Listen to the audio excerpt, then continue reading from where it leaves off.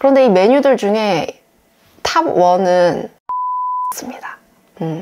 아무래도 좀 친근하고 먹기도 편하고 든든하잖아요. 네, 고객들이 원하는 메뉴는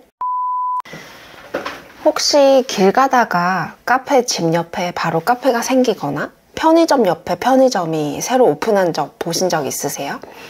같은 층에 나랑 같은 메뉴를 파는 경쟁 업체가 생긴 경험 있으신가요? 매년 4월, 5월에 상가 계약이 가장 활발한 달이잖아요. 그래서 제가 운영하는 매장 같은 층에 몇 달 비어있던 매장이 공사를 하더라고요. 지나가면서 여기 뭐가 들어올까 하면서 맛있는 음식점이 들어왔으면 좋겠다.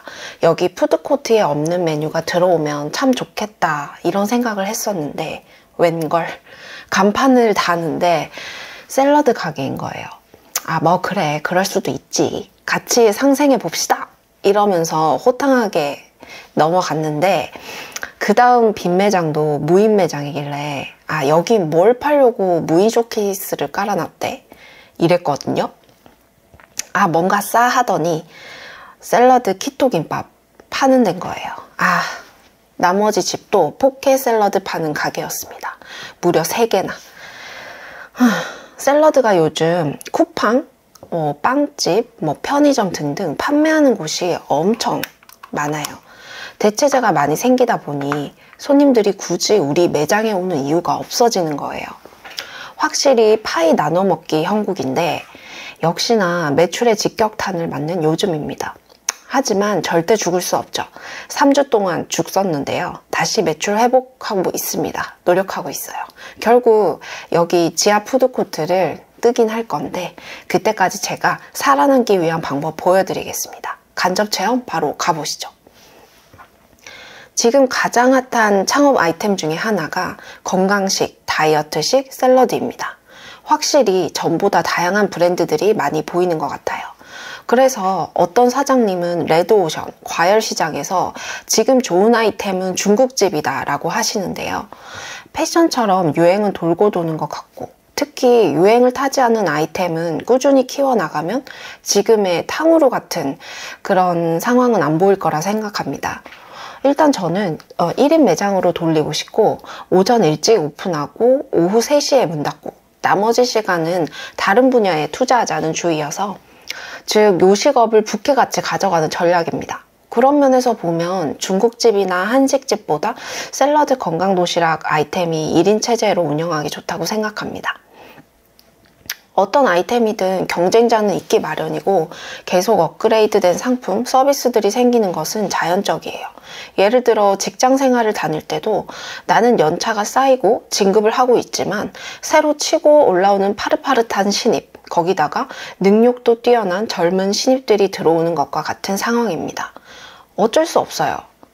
그럼 그런 경쟁 구도가 스트레스 받아서 투덜대면서 피할 것인가? 아니면 살아남기 위해서 전략을 세울 것인가? 당신의 선택은? 요즘 유튜브 보면 다들 몇 달 만에 대박이 났네, 배달로 몇 천을 버네 이런 컨텐츠 많이 올라오죠. 저도 이거 보고 이렇게 쉽게 장사한다고? 진짜? 돈을 그만큼 번다고? 젊은 사장이? 이러면서 댓글로 이렇게 내려가면 이제 저랑 같은 생각을 가진 분들이 많더라고요. 취미로 오픈했는데 월 천 남네, 진작할 걸 후회 안 해 등등 창업의 진실을 왜곡하고 현혹하는 가짜 영상들이 너무 많아요. 자꾸 프랜차이즈 홍보, 대박 영상만 올리는 유튜버도 있는데 90% 가짜라고 보시면 됩니다. 무슨 일이든 리스크는 있고 리스크를 줄이기 위해 공부하는 것이고 모든 것에는 장단점이 있습니다. 이 시국에 웬 창업이냐? 정신 차려라. 회사에 안정적으로 다녀라는 의견. 회사 생활의 장점은 돈이 안 들어갑니다. 그리고 내 경력을 쌓아서 회사에 필요한 인재가 되거나 더 좋은 회사로 이직해서 내 몸값을 높이거나 아니면 스타트업을 하거나의 장점이 있습니다. 대신 단점은 이것도 불안정해요. 회사 생활이 녹록지 않죠. 하라고 하면 해야 됩니다. 회사의 이윤을 위해 이바지해야 됩니다. 그리고 회사 동료들과 회사 생활을 또 잘 해나가야 합니다. 인간관계가 정말 쉽지 않아요. 그리고 제일 큰 거는 자율성이 없다. 큰 체제에 맞춰야 합니다. 자영업을 얘기해 볼게요. 자영업의 단점은 불안정합니다. 코로나 때나 자연재해 터지면 정말 직격탄이에요. 회사에서 내 직무를 해나가는 것도 어렵지만 자영업은 하나부터 열까지 다 스스로 해야 합니다. 할 줄 알아야 되고 공부도 계속 해야 합니다. 내가 다 책임져야 하거든요. 그런데 제일 큰 장점은 내 브랜드를 만들 수 있다예요. 지금 비록 매출이 적어도 성장하는 데 시간을 꾸준히 투자하고 있으면 이건 무조건 금처럼 몸값이 올라갑니다. 그만큼 나도 성장하죠. 그리고 자율성입니다. 내가 사장이니까 내가 세운 전략을 내가 세운 스케줄로 밀고 나갈 수 있습니다. 아무도 태클 거는 사람이 없거든요. 잘 안 돼? 그럼 다시 해보면서 무기를 만들어 나갈 수 있습니다. 제가 또 왜 이런 얘기가 나왔냐. 무료 배달로 배달 시장이 힘들어졌다. 물가 올라서 사람들이 지갑을 안 연다 등등 힘든 얘기들이 많은데 어쩔 수 없습니다. 실패 없이 시행착오 없이 어떻게 잘 할 수 있을까요? 지금 제 자신한테 얘기하는 중입니다. 부단히 노력해야 됩니다. 이게 그냥 노력하는 게 아니고 맑은 정신으로 문제를 직시하고 머리를 써야 됩니다. 이게 장사하다 보면 거의 멀티로 뛰기 때문에 영업이 끝나면 솔직히 매출이 높던 낮던 진이 빠질 수밖에 없어요. 계속 긴장하면서 하거든요. 무슨 일이든 아무리 쉬운 일이어도 일이기 때문에 근무 시간이 끝나면 맥이 빠집니다. 그럼 문제 직시고 뭐고 내가 굉장히 지쳐 있거든요. 그런데 일단 내 매장을 살려보자라는 목표가 생기면 책상에 앉게 되어 있습니다. 그래서 저도 앉아서 저번 주부터 전략을 세웠어요. 지금 현 시점에서의 문제점과 내가 할 수 있는 방법은 뭐가 있을까? 문제점, 경쟁사가 3개 생겼음. 똑같은 샐러드 메뉴를 판매하고 있음. 내가 고객이어도 신규 매장에 가서 먹어보고 싶을 것임. 결국 샐러드 매출이 급락했음. 솔직히 경쟁사 매장의 샐러드 메뉴가 더 메리트 있어 보임. 가격도 너무 낮음. 생태계를 파괴하고 있음. 하지만 그쪽 입장에서는 오픈 마케팅이라 생각하고 투자하고 있는 듯함. 해결 방안. 우리 매장에 굳이 지하 4층까지 차를 대고 찾아오는 이유는 샐러드도 아니고 김밥도 아니고 해독 주스였다. 그리고 남들이 팔지 않는 메뉴인 샐러드 롤이었다. 내 브랜드의 USP를 더 강화하자. 분명 제 메뉴도 누군가의 레시피였고 그걸 내 거화 시켜서 탄생한 메뉴입니다. 이것도 결국 누군가에 의해 더 업그레이드된 메뉴로 팔리겠죠. 그럼 저도 또 업그레이드하면 됩니다. 그리고 차별화된 서비스를 만들어 나가면 됩니다. 방법은 다 있어요. 그래서 전 매출이 반토막이 났음에도 불구하고 전혀 의기소침하거나 우울해하지 않습니다. 잠깐 초반에는 열이 받고 씩씩거렸지만 매출이 떨어지는 게 눈이 보이니까 안 움직일 수가 없어요. 공부를 할 수밖에 없는 환경입니다. 그래서 저희 메뉴에서 샐러드 메뉴를 다 삭제했습니다. 제가 처음에 밀고 나가고 싶었던 거는 해독 주스였는데 시장성이 작아서 매니아층이 있어가지고 해독 주스였는데 이게 매출로 안 되니까 제가 손님들이 원하시는 김밥 메뉴를 팔았거든요. 그런데 김밥을 건강식으로 하려니 현미김밥을 해야겠다. 그래서 현미 에그롤을 만들었는데 또 이제 샐러드도 만들었죠.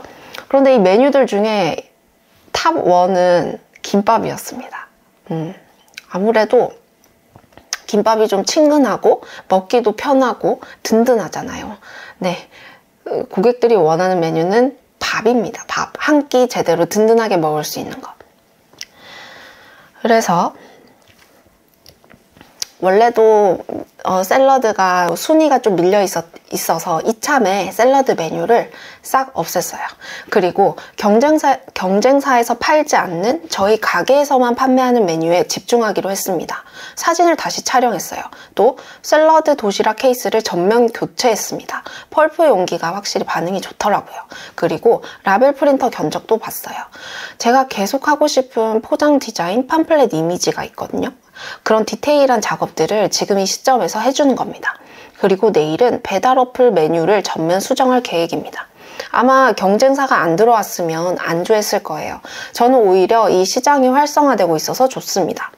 소자본 창업으로 배달 매장을 오픈하고 리스크를 줄이기 위해 사계절 내내 판매할 수 있는 메뉴를 여러 개 준비해서 한 매장에 사업자를 여러 개 내는 전략. 샵인샵 전략을 하는 업장도 많습니다.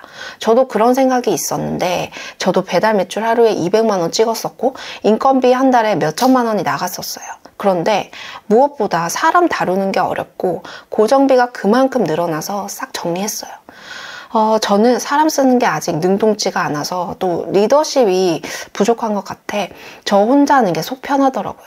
저는 배달과 매장 모두 병행하지만 매장에 더 집중을 하자 주의이고 부캐로 오후에는 다른 일을 하면서 나의 부캐들이 서로 상호 보완될 수 있도록 어떤 상황이 와도 살아남을 수 있는 직업, 부업을 만드는 것이 저에게 더 맞아서 그런 방향으로 해나가고 있습니다.